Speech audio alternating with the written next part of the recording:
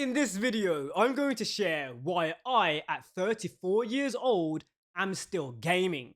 Now, there's a lot of knowledge and information I'm going to give you in this video that you don't want to miss. If you're a female and you are not attracted to a gamer, you might change your perspective on what gaming is after watching this video. Therefore, you might now find gamers attractive. If you're on the younger side and you're a younger gamer and you're wondering why your dads and your uncles or your aunties and moms are gaming, you're going to get that information as well.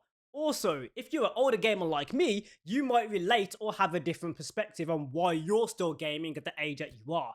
I'm going to share my personal experience and why gaming is a part of my lifestyle. So let's jump in. Before we do, my name is Anthony Allen. Check out my channel. There's a lot more content like this that I'm uploading. Usually members only videos are where I share the behind the scenes. So this is a type of behind the scenes type of video that I'm deciding to make members first and then make it public. So sometimes some of these videos will be only available to my members. So keep that in mind. At the end of the video, you should see the link for the members pop up on the end screen. Good reason to watch until the end. So let's jump in. Let's give you some information on me as a gamer. I have been gaming since the age of 4. So that was roughly 1993, 1994. I've been gaming for 3 decades.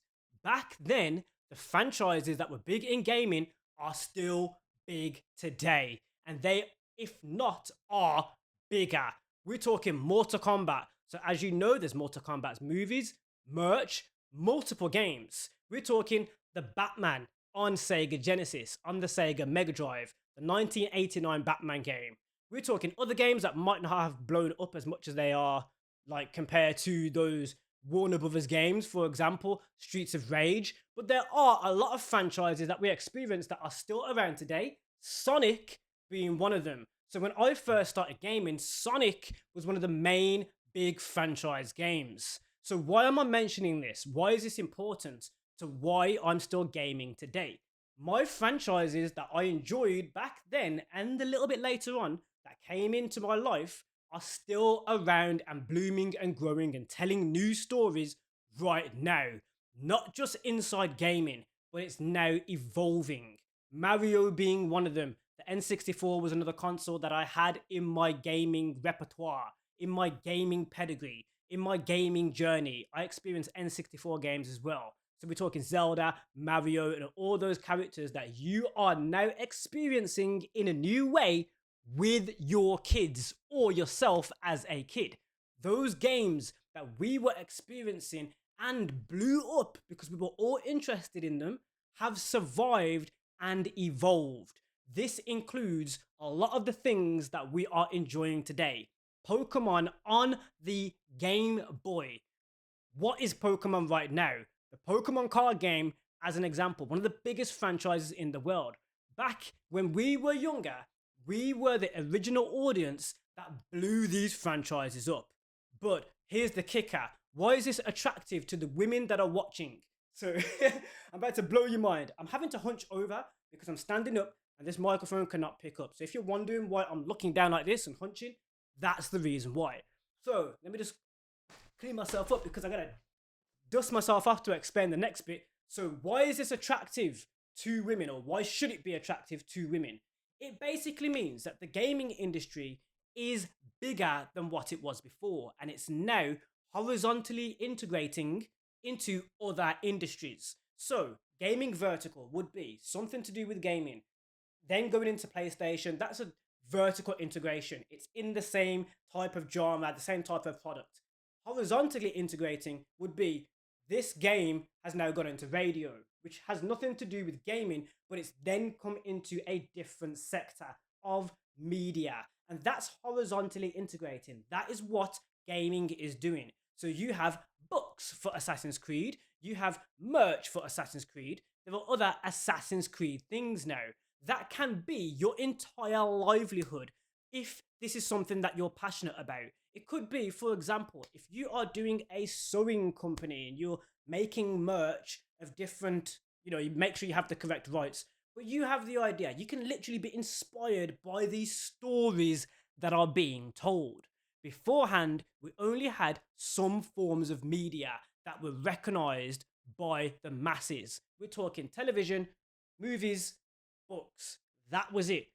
Games are just another form of that. It's the same storytelling, it's the same jobs, you got the same designers, you got the same types of roles, but just in a different sector.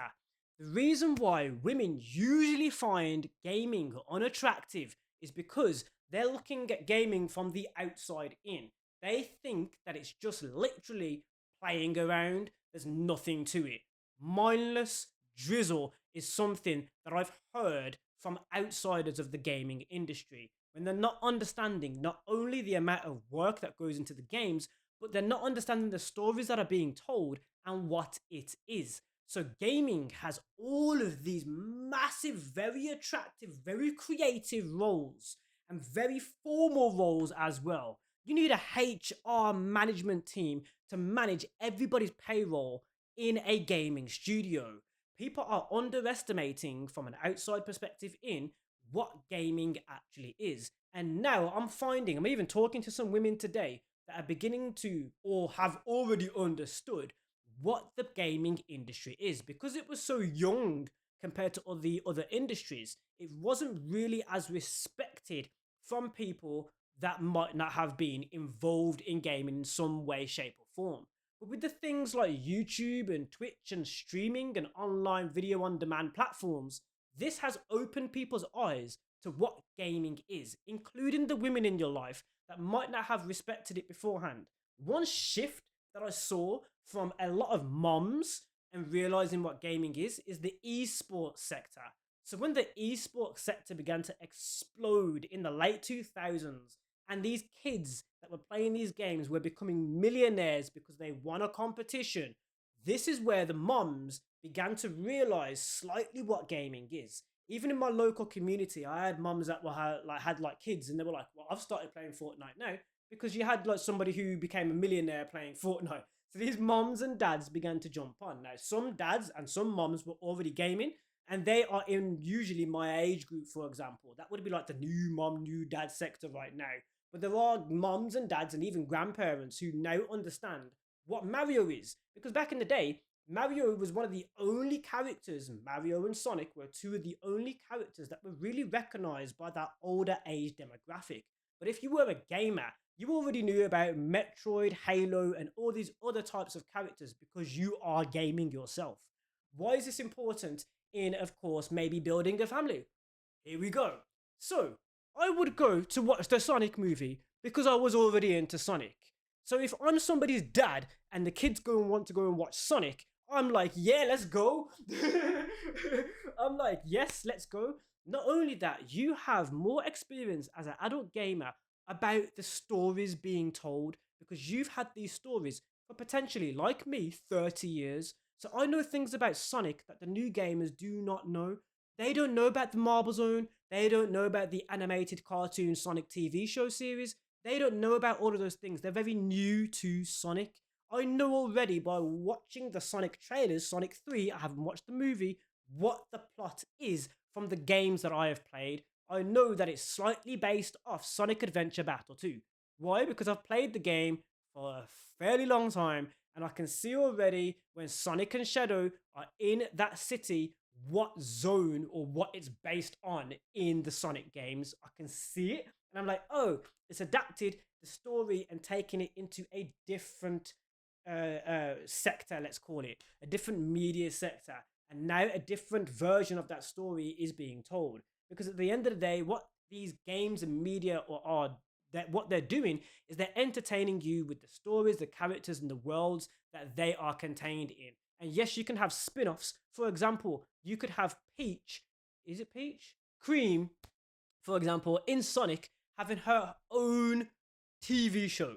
That's what could happen. Now, that's owned by Paramount, for example, and they did the same sort of thing with Knuckles, who was a main character in one of the Sonic games. But I'm giving you a understanding on what this is. If you think of this more like a book, which is seen to be more of a mature way to consume stories, this is basically what gaming is. But with gaming, you have mature stories in a different game. So instead of playing maybe a child game that you are relating to, you can also play a mature game which is telling a different story. Assassin's Creed, for example, Assassin's Creed Syndicate, has a story about Jack the Ripper. It's a DLC. In the news, at the time of me playing this DLC, they literally were announcing that they discovered or found who Jack the Ripper actually was. So that news article is being read, and it's the same story that's being told in a game. This is what I mean by the maturity that is also involved in gaming, and how you can also have a common ground between you and your child, or you and somebody else's child, or a friend, or someone that is in a different age group. You are connecting with these games. It's the same thing that you do when you talk about a movie that you enjoy. If I go and talk about Inception to one of my friends right now, they will be like, "Oh yeah, man, the spinning top at the end." You automatically know those story beats, and you talk about them, and you might have had an experience while watching that scene. Then the conversation starts, and you are building a relationship based on your common interest. That is what gaming is, and why it could also be very attractive as well for those women that are looking at the men that are gaming. So beforehand, you would see just a guy with a headset on rather than a guy reading a book or a guy watching a TV show or looking at a television set. This is the same sort of thing, but it's now you've got a controller in your hand. And when you realize that, you understand the potential and what is involved in these games. Yo! I had to hunch over a lot.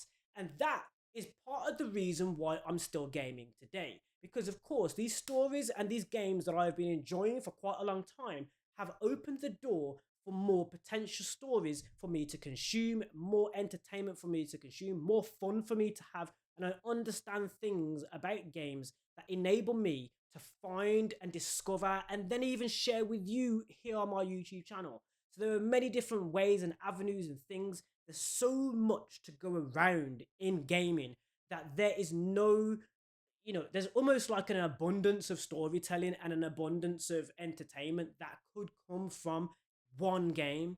That if you get a good, solid game, there's a lot you can teach people. You can build relationships. You can find friends. You can talk online. You don't even have to actually, uh, uh, um, like break the ice in a different way. You have a way to break the ice with that game and that storytelling. If you remember when the Harry Potter books was released, J.K. Rowling, when those Harry Potter books were released, it was a huge phenomenon here in the UK. Our school took us to the cinemas. They literally was like, "No, we're going on a school trip, and it's to the cinemas to go and watch Harry Potter." That literally happened. Like we were literally in school, and like you get the letter, you get your parent to sign the permission slip. Oh, where you go? We're gonna go watch Harry Potter. Like it was literally a thing. And that was because, of course, it also encouraged children to read, which is a part of your education. You need to learn how to read, and it being a book was part of the reason why the schools then used that as a reason to go and watch the movies. You're seeing the book being adapted into the movie. You're seeing how that horizontal integration works. So that was a book. It then became a movie. That's on a completely different scale to what a book was. If you want to vertically integrate, that would have been book. There's a magazine of it. And you get the point. So that is literally why gaming is so powerful today, because you can move from one thing and it could become another. There is a completely different audience or group of people that you can then have a conversation with, because that game has become or has leaked into something else. At this current moment in time, Assassin's Creed are literally integrating with AEW. They made merch for the AEW wrestlers. So you can now see AEW wrestling merch with Assassin's Creed Shadows on it. That is giving you an idea of how these stories can really break barriers. And that's basically what's happening. And there is opportunity for you to get a role or do something new when you are involving yourself in these games. Now, I know women, and I'm touching on women again because I love you guys. I love women with a passion. I'm sorry. So one thing I'd like to tell the women that might be watching and might not be, involved or interested in games right now, you don't technically have to be, but you could watch your child and see what they're doing on these games, because you might actually find something that you are interested in right now. So there might be something that they're doing. I mean, simulated games for one, you're literally living out a lifestyle. You might find something like, for example, if you're doing yoga and you're playing a yoga game, you might find a new yoga position that has been put into that game. You're like, "Oh my God, I know how to do that now. I've just figured that out. That game has taught me something. What the heck? I now have a more flexible back because I've played this game. All these things are actually possible. So it's just giving you that more, you know. So as I've been gaming for 30 years, to summarize everything up, because of these franchises that I began with and how I enjoyed gaming and what I understand gaming to be and what I enjoy with gaming, I have a plethora of opportunity not only for me to have fun and have passion, but also to build a career through or inside of the gaming industry as well, build relationships through and inside and even outside of the gaming industry, with the common ground being the game that I have played. So the common ground of the game that I'm actually playing, I'm able to have conversations with new people and meet new people online and offline. Imagine you're in a dating scene and you're like, oh my gosh, you've played CSGO. And the person in front of you is like, I played CSGO or know somebody. Already you've broken the ice already. Because if they don't, you're like, oh, you've never played it. Well, what do you do? So, or you've broken the ice already because they know or have heard of these very big franchises.